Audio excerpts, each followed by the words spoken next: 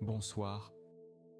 La nuit s'étend autour de nous, douce et profonde, une nuit qui invite aux questions silencieuses, aux mystères qui se déploient sans hâte dans l'obscurité. Installez-vous confortablement, laissez votre respiration se faire plus lente, plus régulière, sentez votre corps s'alourdir doucement, les tensions de la journée qui se relâchent une à une. Ce soir, nous allons explorer ensemble un des paradoxes les plus étranges de l'univers, une énigme qui se cache au cœur même de ce que nous appelons le vide, cette absence apparente qui n'est en réalité jamais vraiment vide. Fermez les yeux si vous le souhaitez, laissez les mots vous porter, et si le sommeil vient vous chercher en chemin, accueillez-le sans résistance. Le vide qui n'est pas vide. Imaginez un espace parfaitement vide, un cube d'obscurité absolue, sans air, sans lumière, sans la moindre particule de matière. Dans notre expérience quotidienne, le vide semble simple, c'est ce qui reste quand on retire tout, le néant, l'absence pure. Le philosophe grec Aristote affirmait que le vide ne pouvait exister, que la nature avait horreur du vide, que tout espace devait nécessairement contenir quelque chose. Pendant des siècles, cette vision domina la pensée occidentale, jusqu'à ce que la science moderne révèle une vérité plus étrange encore. Au début du XXe siècle, alors que la physique quantique émergeait lentement des laboratoires et des équations, les scientifiques découvrirent quelque chose de profondément troublant. Le vide, cet espace dont on avait retiré toute matière, toute lumière, toute énergie apparente, n'était pas immobile. Il vibrait. Il bouillonnait d'une activité invisible, imperceptible à nos sens, mais réelle et mesurable. Cette découverte bouleversa tout. Le vide quantique, comme on l'appelle désormais, n'est pas le néant philosophique qu'imaginèrent les anciens. Ce n'est pas un espace mort et figé. C'est un océan d'énergie en perpétuelle agitation, un chaos bouillonnant à l'échelle la plus infime, une mer invisible de possibilités qui naissent et meurent à chaque instant. Et cette agitation incessante, ces vibrations du vide, façonnent la réalité tout entière. Les murmures d'Heisenberg. Pour comprendre pourquoi le vide n'est jamais vide, il faut d'abord rencontrer Werner Heisenberg. En 1927, ce jeune physicien allemand formula un principe qui allait transformer notre compréhension de la nature, le principe d'incertitude. Heisenberg réalisa quelque chose de profond. À l'échelle quantique, certaines propriétés des particules ne peuvent être connues simultanément avec précision. Plus on mesure avec exactitude la position d'une particule, moins on peut connaître sa vitesse, et inversement. Cette limitation n'est pas technique, ce n'est pas un problème de mesure imparfaite, c'est une propriété fondamentale de la réalité elle-même. Mais il existe une autre forme de ce principe, une forme qui concerne l'énergie et le temps. Si on observe un système pendant un temps très bref, l'incertitude sur son énergie devient grande. Cela signifie que pendant des intervalles de temps extrêmement courts, l'énergie d'un système peut fluctuer, peut varier spontanément, sans violer aucune loi fondamentale. Appliquons maintenant cette idée au vide lui-même. Même quand on retire toute matière, toute lumière visible, toute forme d'énergie qu'on peut mesurer directement, le vide conserve ce qu'on appelle une énergie de point zéro. Cette énergie ne peut jamais être nulle, elle ne peut jamais disparaître complètement. Et à cause du principe d'incertitude, cette énergie fluctue en permanence. Elle monte et descend, elle vibre sans cesse. Ces fluctuations sont infinitésimales. Elles se produisent à des échelles de temps et d'espace si minuscules qu'elles échappent à notre perception directe. Une particule peut emprunter de l'énergie au vide, exister brièvement, puis disparaître en restituant cette énergie, le tout en moins d'un milliardième de seconde. À cette échelle de temps, l'incertitude sur l'énergie devient suffisamment grande pour permettre l'impossible. des particules peuvent surgir du néant, vivre leur existence éphémère, puis retourner au vide dont elles sont nées. La mer de particules virtuelles. Les physiciens appellent ces entités fantomatiques des particules virtuelles. Elles apparaissent par paires, une particule et son antiparticule, surgissant ensemble des fluctuations du vide, un électron et un positron, un photon et son double, des paires jumelles nées du chaos quantique. Ces particules sont dites virtuelles car leur durée de vie est extraordinairement brève, si brève qu'elles n'ont jamais été observées directement. Elles empruntent de l'énergie au vide, mais doivent la rembourser presque instantanément, avant que leur dette énergétique ne devienne détectable. C'est comme si l'univers tenait une comptabilité stricte, permettant des emprunts temporaires, mais exigeant un remboursement immédiat. Imaginez le vide comme un océan calme vu de loin. Sa surface semble lisse et immobile. Mais si vous pouviez zoomer à l'échelle microscopique, si vous pouviez voir les molécules d'eau elles-mêmes, vous découvririez une agitation frénétique. Des millions de molécules en mouvement perpétuel se heurtent, rebondissent, tourbillonnent dans un chaos organisé. Le vide quantique est similaire. Vu de notre échelle macroscopique, il semble calme, immobile, vide. Mais à l'échelle quantique, c'est un maelstrom d'activité, des paires de particules virtuelles apparaissant et disparaissant des milliards de fois par seconde en chaque point de l'espace. Cette mer de particules virtuelles n'est pas une simple curiosité théorique. Elle a des effets mesurables sur le monde réel. Elle influence le comportement des particules qui existent véritablement. Un électron réel, par exemple, ne se déplace pas simplement dans le vide, il baigne constamment dans cette mer de particules virtuelles. Il interagit avec elles pendant leurs brèves existences. Ces interactions infinitésimales modifient légèrement ses propriétés, sa masse apparente, son moment magnétique. Les physiciens ont mesuré ces modifications avec une précision extraordinaire et les résultats correspondent parfaitement aux prédictions théoriques. Le vide n'est donc pas un arrière-plan neutre et passif, c'est un acteur dynamique dans la pièce de théâtre quantique. Il influence tout ce qui existe, tout ce qui se meut, tout ce qui interagit. Et cette influence peut être capturée, mesurée, exploitée. La force du néant. En 1948, un physicien néerlandais nommé Hendrik Casimir fit une prédiction remarquable. Il réalisa que les fluctuations du vide pouvaient exercer une force mesurable entre deux objets, une pression invisible née du néant lui-même.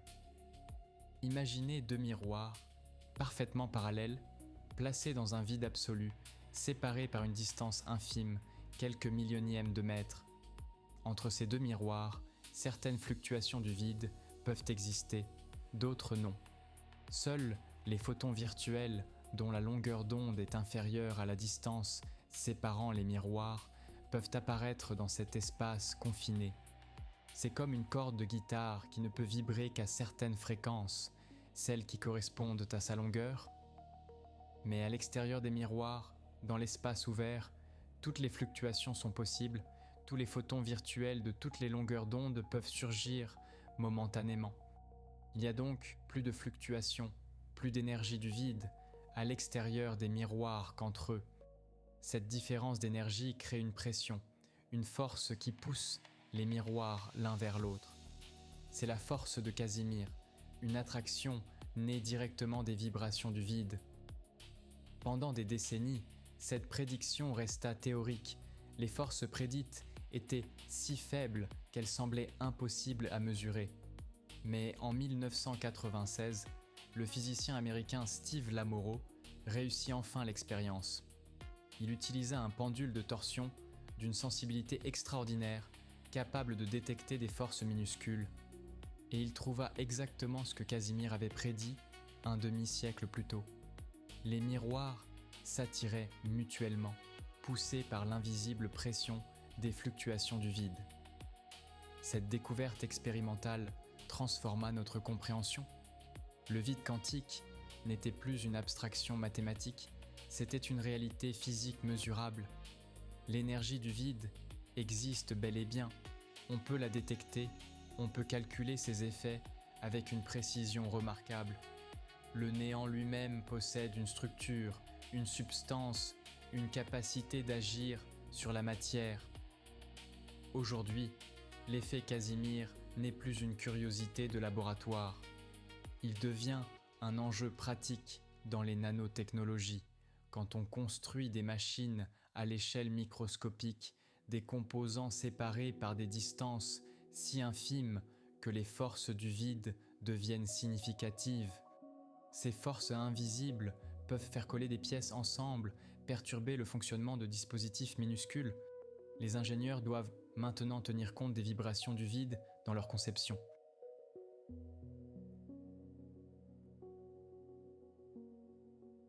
Méta, pause.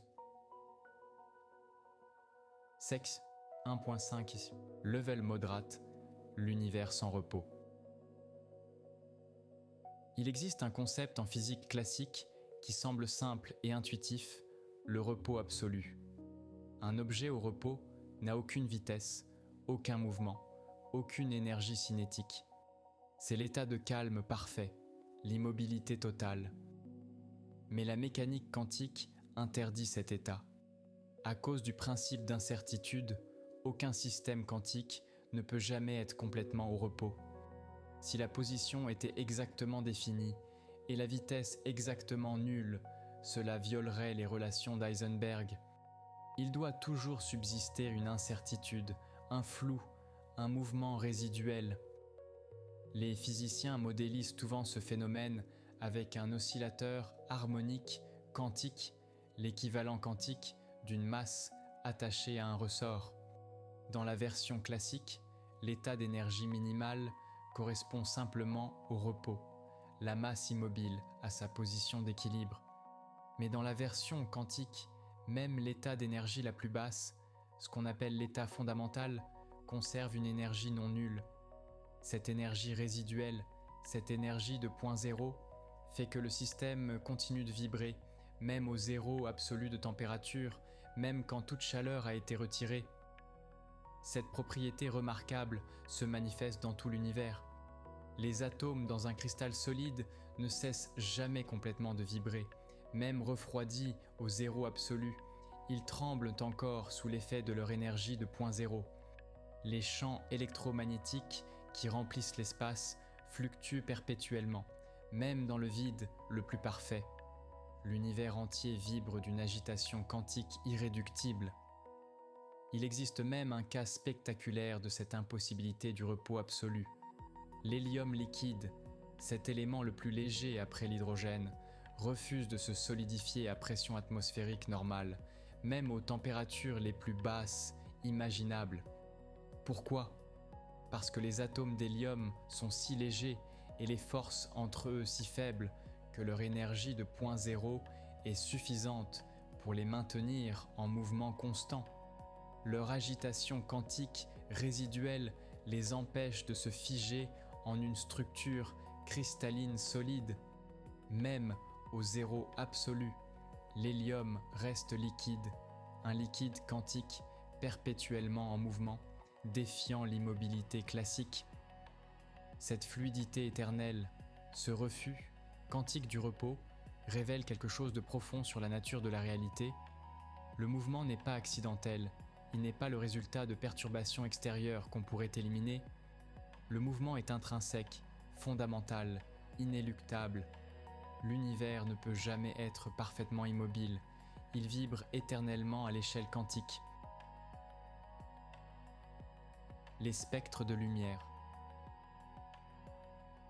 Dans les années 1940, deux physiciens américains, Willis Lamb et Robert Rutherford, étudiaient les spectres de l'atome d'hydrogène. Ils mesuraient les longueurs d'onde de la lumière émises quand l'électron de l'hydrogène passait d'un niveau d'énergie à un autre. Ces transitions produisent des raies spectrales, des lignes colorées caractéristiques que les astronomes utilisent pour identifier les éléments dans les étoiles lointaines. La théorie quantique de l'époque prédisait que deux niveaux d'énergie particuliers de l'hydrogène, notés 2s1,5 et 2p1,5, devaient avoir exactement la même énergie. Mais Lamb et Rutherford découvrirent un écart minuscule, une différence infime mais mesurable. Ces deux niveaux n'avaient pas la même énergie, ils étaient légèrement décalés. Pourquoi ? La réponse se cache dans les fluctuations du vide. L'électron de l'hydrogène ne se déplace pas dans un espace vide et neutre, il baigne dans la mer bouillonnante de particules virtuelles. Ces particules éphémères, apparaissant et disparaissant sans cesse autour de l'électron, interagissent brièvement avec lui. Un positron virtuel peut attirer momentanément l'électron, modifier imperceptiblement sa trajectoire avant de disparaître à nouveau. Ces interactions infinitésimales s'accumulent. Elles provoquent une légère modification de l'orbite de l'électron, un changement presque imperceptible, mais suffisant pour décaler les niveaux d'énergie. C'est ce décalage que Lamb et Rutherford mesurèrent, ce qu'on appelle désormais le décalage de Lamb, une preuve directe que les fluctuations du vide ne sont pas de simples abstractions mathématiques, mais des phénomènes physiques réels qui modifient le comportement de la matière. Les physiciens théoriciens calculèrent la valeur du décalage en tenant compte des fluctuations du vide, et leurs prédictions correspondaient parfaitement aux mesures expérimentales avec une précision extraordinaire. C'était l'une des confirmations les plus éclatantes de la théorie quantique des champs et de la réalité du vide quantique. Aujourd'hui, des décennies plus tard, le décalage de Lamb fait partie des mesures les plus précises de toute la physique. Les spectroscopistes peuvent détecter ces infimes variations d'énergie avec une exactitude stupéfiante, et chaque mesure confirme que l'électron interagit constamment avec le vide qui l'entoure, que le néant apparent n'est jamais vraiment vide. L'infini problématique. Il existe cependant un profond mystère au cœur de notre compréhension du vide quantique. Quand les physiciens tentent de calculer l'énergie totale du vide, de sommer toutes les fluctuations à toutes les échelles, le résultat qu'ils obtiennent est troublant. L'énergie du vide est infinie. Cette prédiction semble absurde. Comment le vide pourrait-il contenir une énergie infinie ? Si c'était le cas, la gravité engendrée par cette énergie aurait courbé l'espace-temps de façon infinie. L'univers se serait effondré sur lui-même instantanément. Mais ce n'est manifestement pas ce qui se passe. L'univers existe, il est vaste et relativement stable. Les physiciens appellent ce problème la crise du vide. C'est l'une des énigmes les plus profondes de la physique théorique moderne. Comment réconcilier les prédictions théoriques avec la réalité observée ? Dans la pratique quotidienne, les physiciens contournent ce problème par une astuce mathématique. Ils ne s'intéressent qu'aux différences d'énergie, aux variations, pas à la valeur absolue. Ils ramènent arbitrairement l'énergie du vide à zéro comme point de référence, puis calculent les changements par rapport à ce zéro conventionnel. Cette approche fonctionne remarquablement bien pour les expériences de laboratoire, l'effet Casimir, le décalage de Lamb. Toutes ces prédictions sont vérifiées avec une précision extraordinaire. Mais le problème profond demeure. Quelle est vraiment l'énergie du vide ?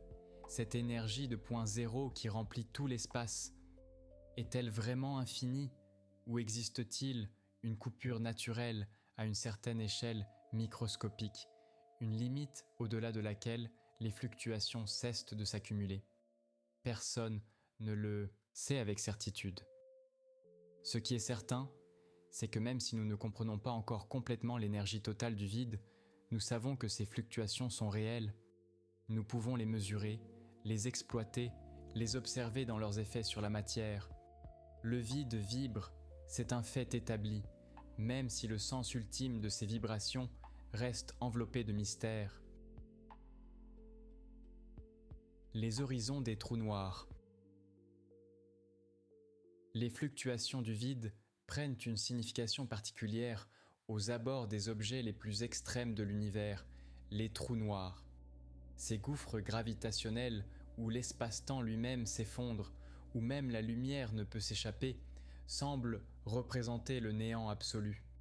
Mais en 1975, le physicien britannique Stephen Hawking proposa quelque chose de remarquable. Les trous noirs ne sont pas complètement noirs, ils rayonnent. Hawking réalisa que les fluctuations du vide se comportent différemment près de l'horizon d'un trou noir, cette frontière invisible au-delà de laquelle rien ne peut revenir. Normalement, les paires de particules virtuelles qui surgissent du vide se rencontrent presque instantanément et s'annihilent mutuellement, retournant au néant d'où elles venaient. Mais près de l'horizon d'un trou noir, quelque chose d'extraordinaire peut se produire. Le champ gravitationnel intense peut séparer les deux particules de la paire avant qu'elles ne s'annihilent. L'une tombe dans le trou noir, disparaît à jamais au-delà de l'horizon. L'autre s'échappe vers l'espace extérieur, devenant une particule réelle, observable. Cette particule emporte de l'énergie avec elle, énergie qui doit être prélevée quelque part. Et ce quelque part, c'est le trou noir lui-même. Petit à petit, particule après particule, le trou noir perd de la masse. Il s'évapore lentement, rayonnant dans l'espace environnant. Plus le trou noir est petit, plus cette évaporation est rapide, plus il rayonne intensément. Les trous noirs microscopiques, s'ils en existent, s'évaporeraient en une fraction de seconde dans une explosion de particules et de rayonnement. Ce rayonnement de Hawking n'a jamais été observé directement.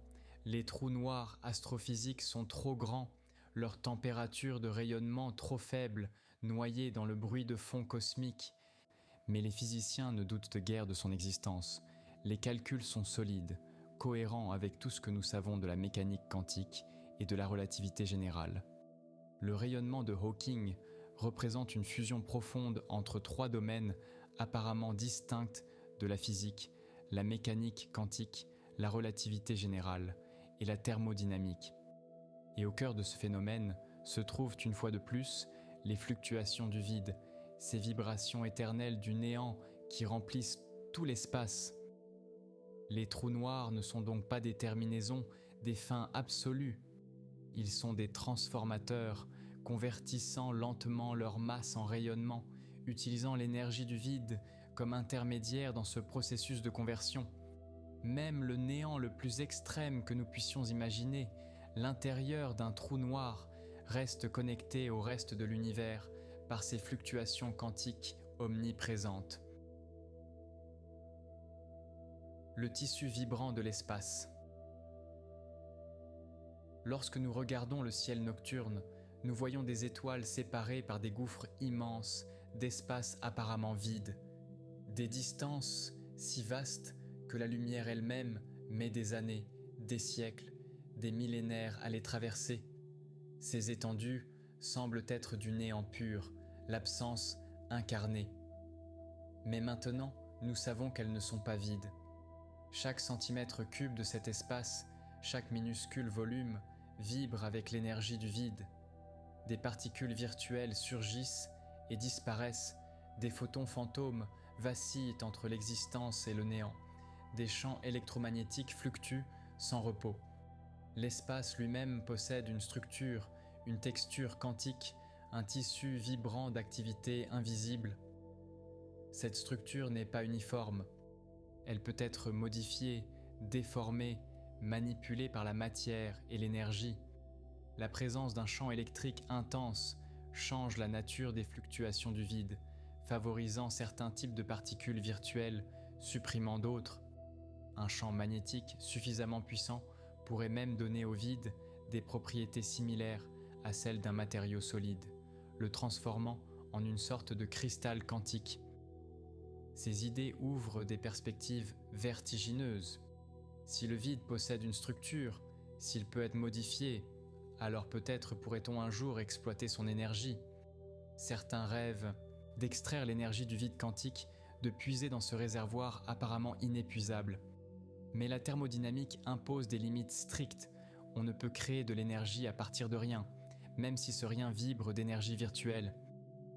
Ce qui est possible, en revanche, c'est de modifier localement le vide, de créer des différences d'énergie, des gradients qui pourraient être exploités. L'effet Casimir démontre déjà ce principe. Les miroirs rapprochés modifient les fluctuations du vide entre eux, créant une force mesurable. Peut-être qu'un jour, dans des dispositifs de taille nanométrique, cette force pourrait être utilisée pratiquement. Peut-être que les ingénieurs du futur concevront des machines qui dansent avec les vibrations du vide, tirant profit de ces fluctuations quantiques pour accomplir un travail utile. Mais au-delà de toute application pratique, au-delà de toute technologie future, la découverte du vide quantique nous enseigne quelque chose de profond sur la nature de la réalité. Il n'existe pas de néant absolu, pas de silence complet, pas d'immobilité parfaite. L'univers vibre éternellement, même dans ses coins les plus reculés, même dans ses régions les plus vides en apparence. Le mouvement, l'activité, la transformation sont intrinsèques à l'existence elle-même. Les questions sans réponse. Malgré tout ce que nous avons appris sur le vide quantique, de profondes énigmes demeurent. Nous savons que le vide fluctue, nous pouvons mesurer ces fluctuations, calculer leurs effets avec une précision remarquable. Mais nous ne comprenons pas vraiment pourquoi. Pourquoi l'univers est-il construit de telle sorte que le néant soit impossible? Pourquoi le principe d'incertitude impose-t-il ces fluctuations éternelles? Quelle est la nature profonde de ces particules virtuelles? Sont-elles réelles dans un sens fondamental ou simplement des artefacts mathématiques pratiques dans nos calculs? Les physiciens débattent encore de ces questions. Il existe également le mystère de l'énergie sombre. Les observations astronomiques des dernières décennies ont révélé que l'expansion de l'univers s'accélère. Une force mystérieuse qu'on appelle l'énergie sombre pousse les galaxies à s'éloigner les unes des autres de plus en plus vite. Certains physiciens se demandent si cette énergie sombre pourrait être liée à l'énergie du vide quantique. Mais il y a un problème gigantesque. Quand on calcule la densité d'énergie du vide quantique et qu'on la compare à la densité d'énergie sombre observée, les deux valeurs diffèrent par un facteur astronomique. 120 ordres de grandeur, un nombre avec 120 zéros. C'est probablement le pire désaccord entre théorie et observation dans toute l'histoire de la physique. Quelque chose dans notre compréhension est profondément erroné, mais nous ne savons pas quoi. Ces mystères nous rappellent que malgré les progrès extraordinaires de la physique quantique, nous sommes encore loin de comprendre complètement la nature du vide. Nous avons découvert que le rien n'est jamais vraiment vide, qu'il vibre d'énergie et d'activité. Mais les raisons profondes de ces vibrations, leur signification ultime, leur connexion avec la structure de l'espace-temps lui-même, tout cela reste enveloppé de mystères. Et peut-être est-ce ainsi que cela devrait être, car chaque réponse en science ouvre de nouvelles questions, chaque mystère résolu en révèle d'autres plus profonds. Le voyage de la découverte n'a pas de fin, seulement des horizons qui reculent sans cesse. L'univers intriqué. Le vide quantique nous révèle quelque chose d'essentiel sur la nature de l'univers. Tout est connecté, tout interagit, rien n'existe en isolation complète. Même ce que nous appelons le vide, même l'espace apparemment vide entre les particules, participe activement à la danse quantique de l'existence. Un électron qui traverse le vide ne voyage pas dans un néant neutre, il baigne constamment dans un océan de particules virtuelles. Il échange en permanence des photons fantômes avec le champ électromagnétique fluctuant. Ces interactions infinitésimales ne sont pas des perturbations externes. Elles font partie intégrante de ce qu'est un électron, de comment il se comporte, de ses propriétés mesurables.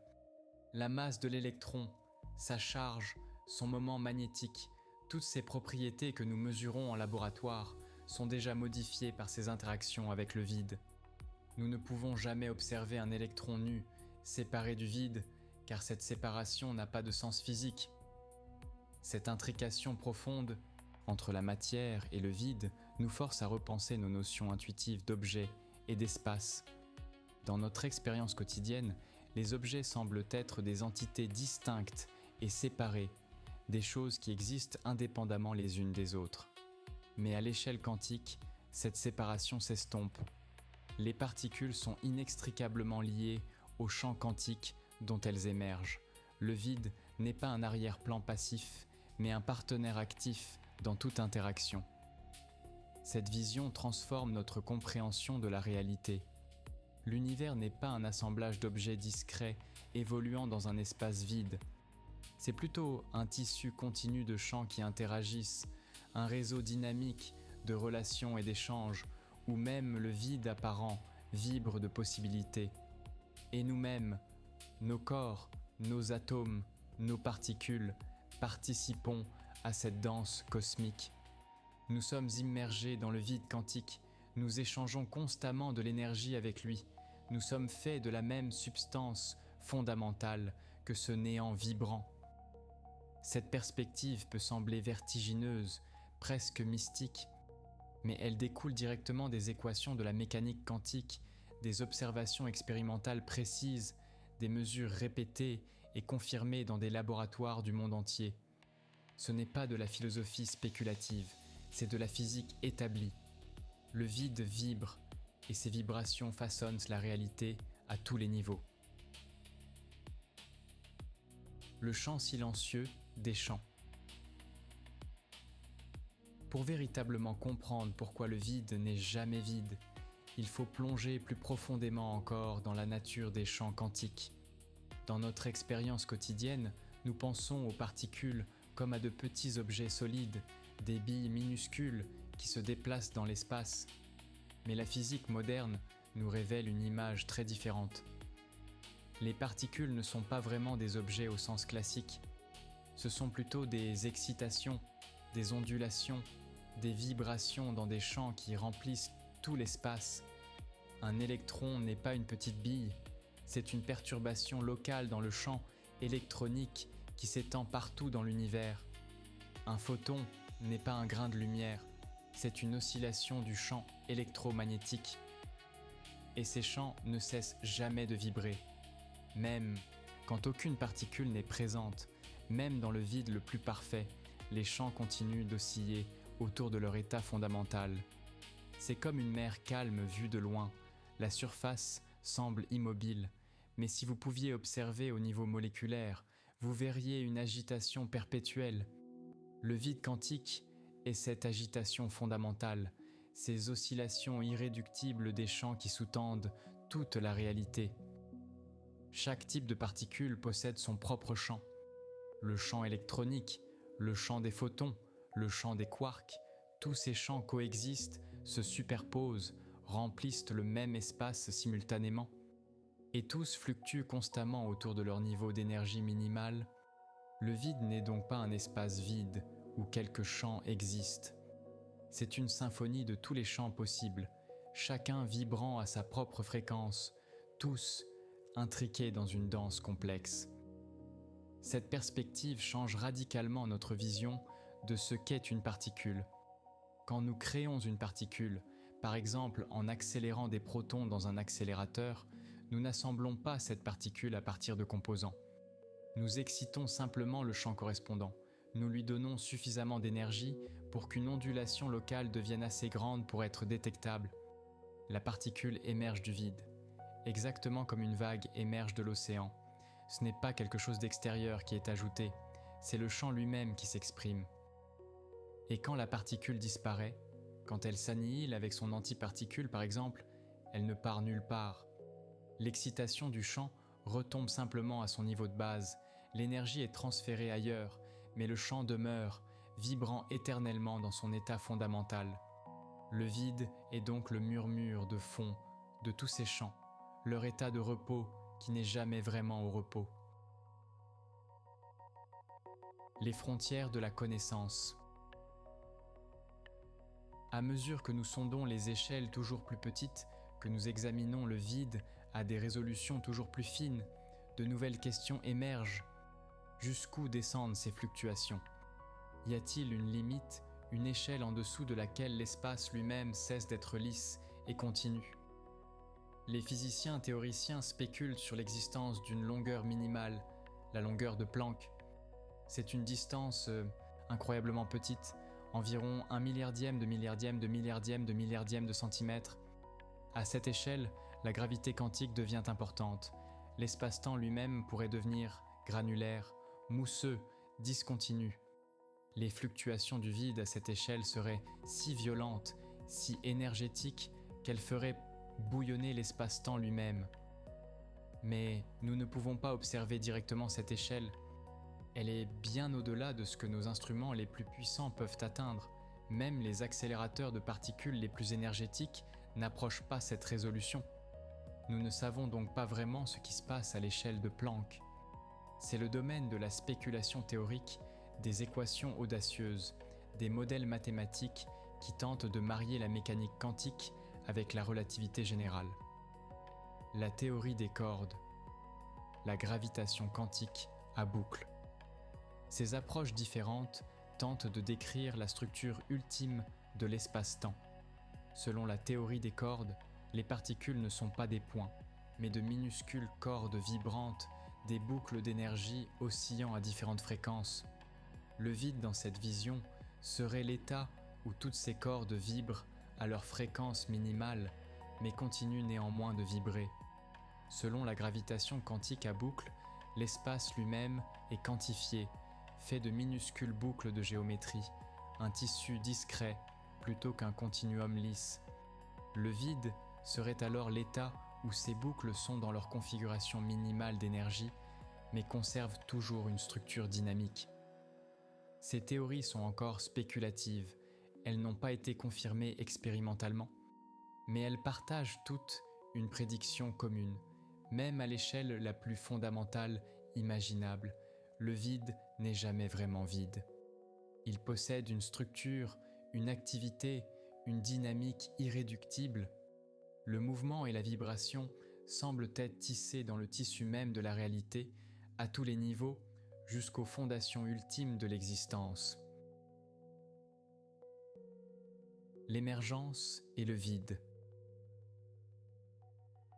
Il existe une question philosophique profonde qui émerge de notre compréhension du vide quantique.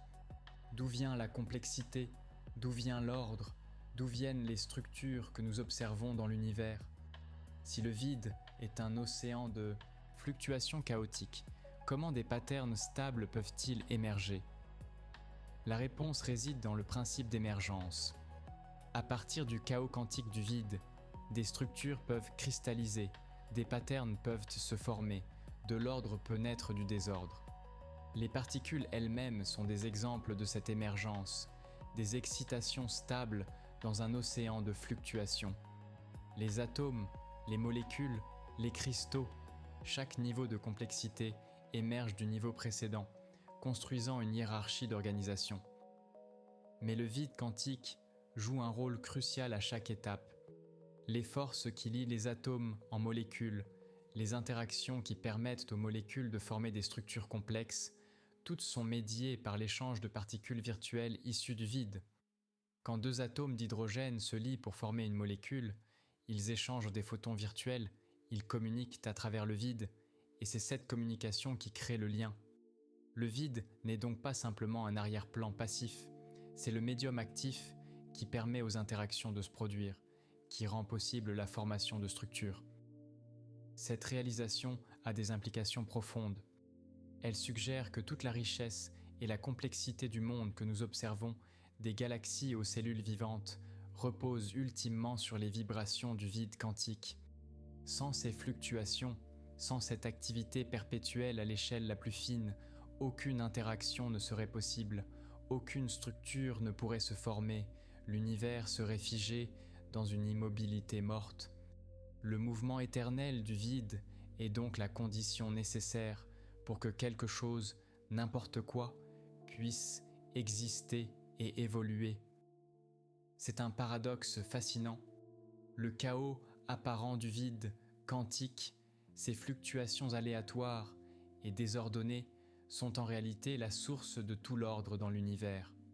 l'agitation microscopique rend possible la stabilité macroscopique. Le bruit quantique fondamental permet l'émergence de symphonies cosmiques. Le temps et le vide.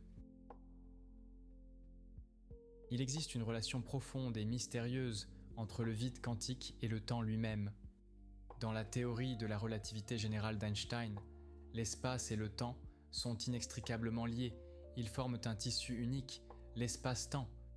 Et ce tissu n'est pas rigide, il peut se courber, se déformer, vibrer comme une membrane élastique. Mais la mécanique quantique nous dit que tout ce qui peut vibrer, vibre effectivement, possède des fluctuations quantiques. Cela signifie que l'espace-temps lui-même devrait fluctuer à l'échelle quantique. Le temps ne s'écoulerait pas de façon parfaitement lisse, il tremblerait légèrement, vacillerait à des échelles infinitésimales.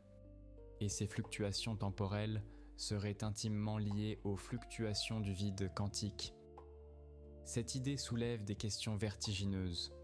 Si le temps lui-même fluctue, qu'est-ce que cela signifie pour la notion de causalité, pour l'écoulement ordonné des événements du passé vers le futur? À l'échelle de Planck, la notion même de temps pourrait perdre son sens. Le temps pourrait devenir granulaire, fait d'instants discrets plutôt que d'un flux continu, ou il pourrait se ramifier, créant une mousse temporelle où plusieurs futurs coexistent en superposition quantique. Ces spéculations sont difficiles à tester expérimentalement, mais elles émergent que naturellement quand nous essayons de réconcilier la mécanique quantique avec la relativité générale. Et elles suggèrent quelque chose de profond, même ce qui nous semble le plus fondamental et immuable, le temps lui-même, pourrait être ultimement une émergence, un phénomène qui naît des vibrations du vide quantique. Le temps ne serait pas une toile de fond absolue sur laquelle les événements se déroulent, mais plutôt une propriété qui émerge de la dynamique quantique sous-jacente. Cette vision place le vide quantique à un niveau encore plus fondamental. Ce n'est pas seulement que le vide n'est jamais vide dans l'espace, c'est que le vide, l'espace et le temps lui-même sont tous intriqués dans une danse quantique unique. Une danse où rien n'est jamais au repos, où tout vibre éternellement, où l'existence elle-même est mouvement. La beauté du chaos ordonné. Il y a quelque chose de profondément beau dans cette vision de l'univers. Le vide que nous imaginions comme le néant absolu, l'absence pure, se révèle être un océan de créativité. Des particules naissent et meurent à chaque instant. Des possibilités se déploient et se replient.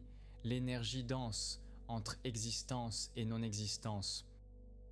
Et tout cela se produit en silence, invisiblement, à une échelle si minuscule qu'elle échappe complètement à nos sens. Nous vivons immergés dans ce chaos quantique sans jamais le percevoir directement. Comme des poissons qui ne remarquent pas l'eau dans laquelle ils nagent, nous sommes tellement habitués au vide quantique que nous ne le voyons pas. Et pourtant il est là, toujours, partout, vibrant éternellement. Cette découverte transforme notre relation au vide, à l'espace, au silence. Quand nous regardons un ciel nocturne étoilé, nous ne voyons plus simplement du vide entre les étoiles. Nous savons maintenant que cet espace apparemment vide grouille d'activités invisibles, que des particules virtuelles y dansent sans relâche, que l'énergie y fluctue perpétuellement. Quand nous contemplons le silence d'une nuit tranquille, nous savons que ce silence n'est pas vraiment silence. À l'échelle quantique, tout vibre, tout résonne, tout chante un chant inaudible mais omniprésent. Cette prise de conscience peut inspirer une forme de révérence. L'univers est plus riche, plus complexe, plus mystérieux que ce que nos sens nous révèlent. Sous la surface apparente de la réalité, sous le voile de notre expérience quotidienne, se cache une profondeur vertigineuse d'activité et de transformation. Et nous sommes faits de cette même substance. Nous participons à cette même danse. Nous sommes des expressions temporaires de ces vibrations éternelles. Il y a aussi quelque chose de rassurant dans cette vision. Le vide n'est pas le néant à craindre, ce n'est pas l'absence absolue qui effacerait tout. C'est plutôt un plein potentiel, un réservoir de possibilités, une matrice créative d'où tout peut émerger. Dans le langage de la physique quantique, le vide est l'état fondamental, l'état de plus basse énergie. Mais cet état fondamental n'est pas mort, il est vivant de vibrations, gravide de potentialités. C'est le terreau fertile d'où naissent toutes les formes, le silence vibrant d'où émergent toutes les symphonies. Les laboratoires du vide. Aujourd'hui, dans les laboratoires du monde entier, les physiciens sondent le vide quantique avec une précision sans précédent. Ils construisent des expériences d'une subtilité extraordinaire pour capturer les murmures les plus ténus de ces fluctuations. Des cavités supraconductrices refroidies à quelques millièmes de degrés au-dessus du zéro absolu, des miroirs suspendus par des fils plus fins qu'un cheveu, des lasers d'une stabilité si parfaite qu'ils peuvent détecter des vibrations plus petites que le noyau d'un atome. En 2011, une équipe de physiciens suédois réalisa quelque chose de remarquable. Ils créèrent ce qu'on appelle l'effet Casimir dynamique, une version en mouvement de la force découverte par Hendrik Casimir. Plutôt que d'utiliser deux miroirs statiques, ils fabriquèrent un miroir qui oscillait à des fréquences gigantesques, plus d'1 milliard de fois par seconde. Cette vibration rapide du miroir perturbait les fluctuations du vide, donnait des coups de pied aux photons virtuels, leur transférait de l'énergie. Et quelque chose d'extraordinaire se produisit. Des photons réels apparurent, surgissant directement du vide. Le miroir vibrant avait transformé les particules virtuelles en particules réelles, extrayant de la lumière du néant lui-même. C'était la première observation directe de la création de particules à partir des fluctuations du vide. Cette expérience confirma quelque chose de profond. Le vide n'est pas seulement théoriquement plein d'énergie, on peut réellement extraire cette énergie, la transformer en matière et en rayonnement détectable. La frontière entre le virtuel et le réel est plus floue qu'on ne le pensait. Elle peut être franchie dans les bonnes conditions. D'autres expériences explorent les limites quantiques de la mesure elle-même. Les détecteurs d'ondes gravitationnelles comme LIGO, ces instruments gigantesques qui ont détecté les vibrations de l'espace-temps causées par la fusion de trous noirs. Ces détecteurs sont si sensibles qu'ils approchent ce qu'on appelle la limite quantique standard. À cette limite, le bruit quantique du vide lui-même devient un problème. Les fluctuations du champ électromagnétique perturbent les mesures. Pour améliorer encore la sensibilité, les physiciens doivent développer des techniques pour manipuler le vide quantique. Ils créent des états comprimés de la lumière, des configurations spéciales où certaines fluctuations sont réduites au prix d'une augmentation d'autres fluctuations. C'est comme presser un ballon. Si vous le comprimez dans une direction, il s'étend dans une autre, mais la forme comprimée peut être plus utile pour certaines mesures. Et ces techniques permettent de repousser les limites imposées par le vide quantique, d'aller au-delà de ce qui semblait être des barrières fondamentales. Dans le domaine de l'informatique quantique, le vide joue également un rôle crucial. Les ordinateurs quantiques exploitent les propriétés étranges de la mécanique quantique, la superposition, l'intrication, pour effectuer certains calculs de façon exponentiellement plus rapide que les ordinateurs classiques. Mais ces systèmes quantiques sont extraordinairement fragiles. La moindre perturbation peut détruire l'information qu'ils contiennent. Et les fluctuations du vide constituent une source constante de perturbations. Les ingénieurs quantiques doivent concevoir des systèmes qui protègent l'information des assauts incessants du vide quantique. Ils créent des codes de correction d'erreurs, des configurations spéciales de qubits qui peuvent détecter et corriger les erreurs causées par le bruit quantique.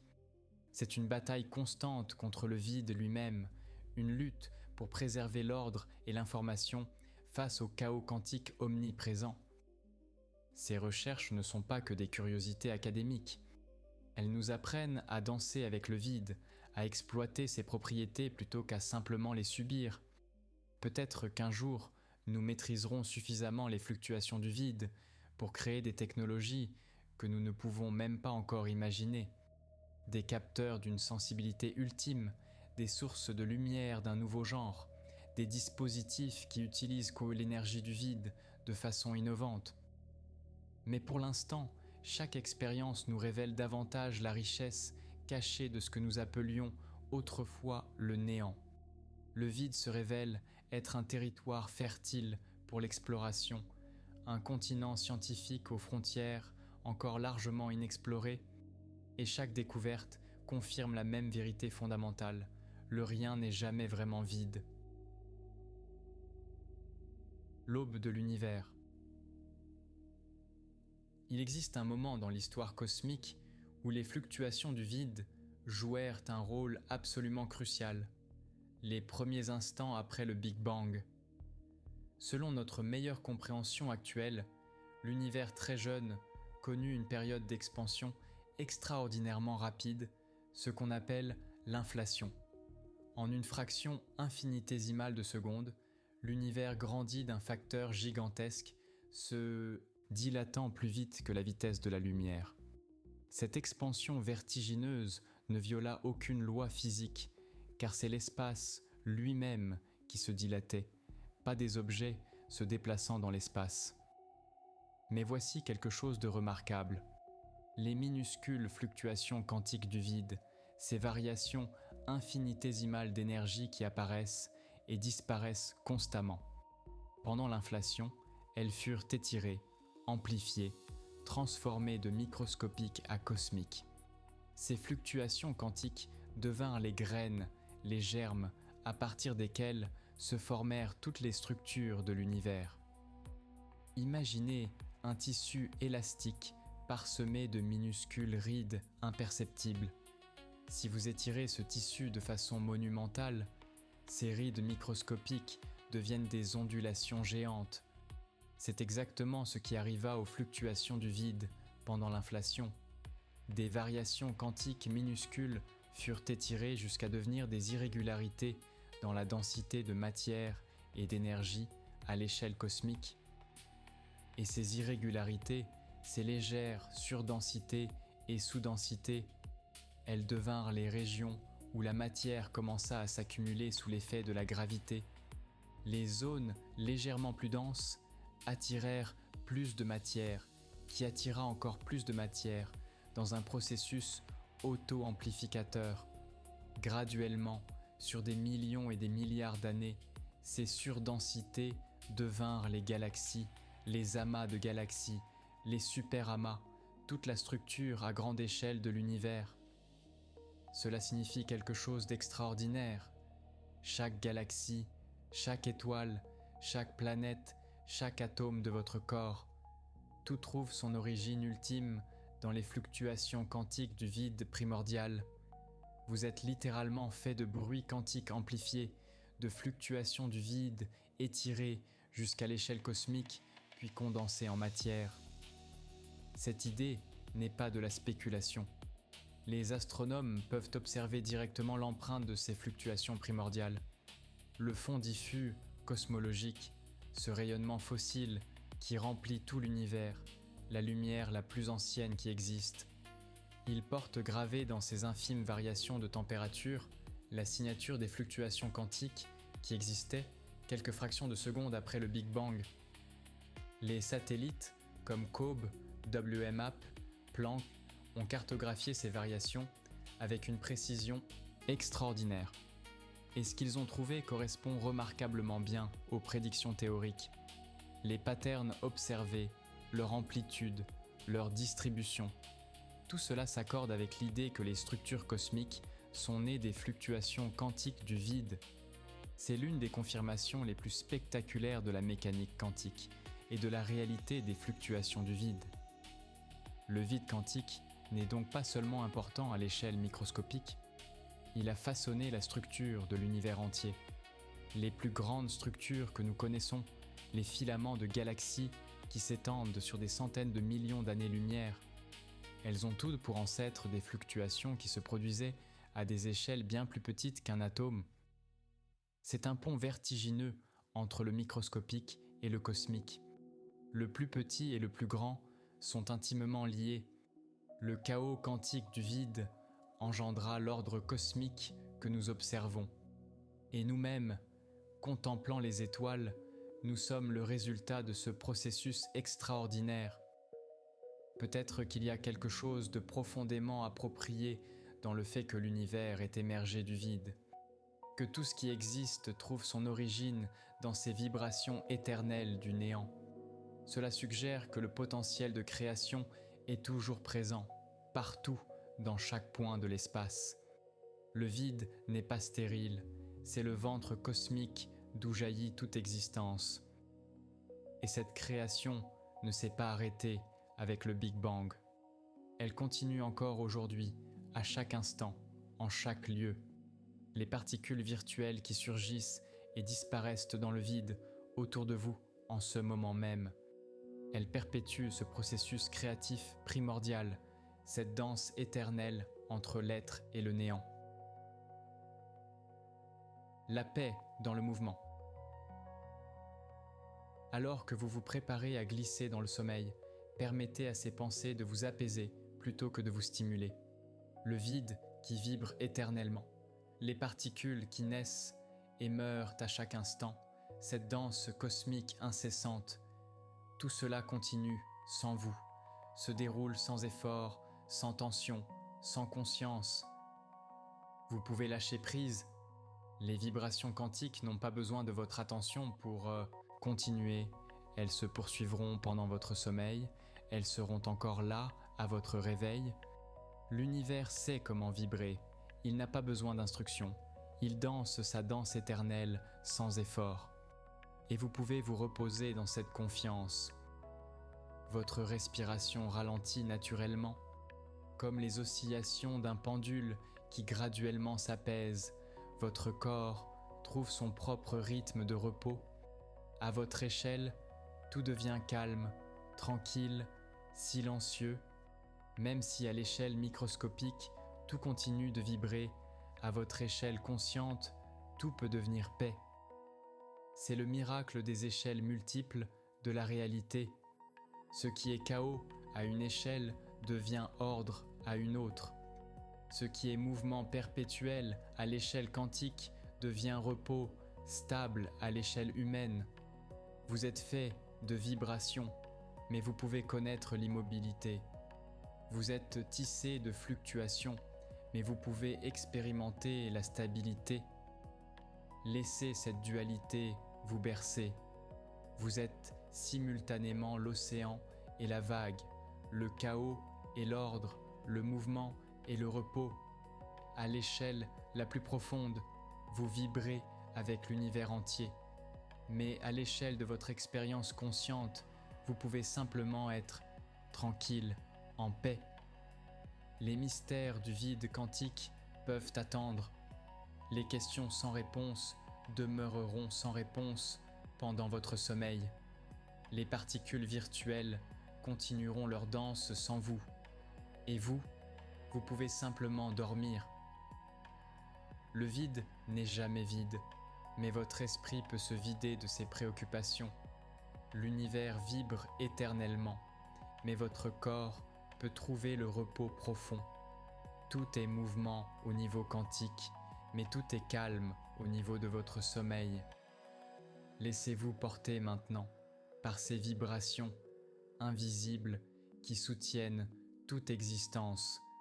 Flottez sur cet océan quantique comme sur une mer nocturne infiniment douce et descendez lentement, paisiblement, vers les profondeurs du sommeil. Les fluctuations du vide vous accompagnent, discrètes, silencieuses, éternelles. Elles étaient là avant votre naissance, elles seront là après votre réveil. Et maintenant, dans ce moment suspendu entre veille et sommeil, elles vous bercent doucement, comme une berceuse venue du cœur même de la réalité. Si ce voyage dans les profondeurs quantiques vous a apaisé, si ces mystères du vide vous ont accompagné doucement, vous pouvez soutenir la chaîne en vous abonnant à Sommeil et Savoir. Maintenant, laissez votre esprit dériver, laissez les images de particules virtuelles, de fluctuations éternelles, de l'énergie qui naît et meurt sans cesse, se mêler à vos rêves. Dormez paisiblement, entouré par les vibrations invisibles du vide quantique, bercé par le murmure éternel de l'univers, et que vos rêves vous emmènent dans ces espaces impossibles, où les particules naissent du néant, où le silence vibre de possibilités infinies, où le rien devient tout, et le tout redevient rien, dans une danse éternelle et apaisante. Bonne nuit.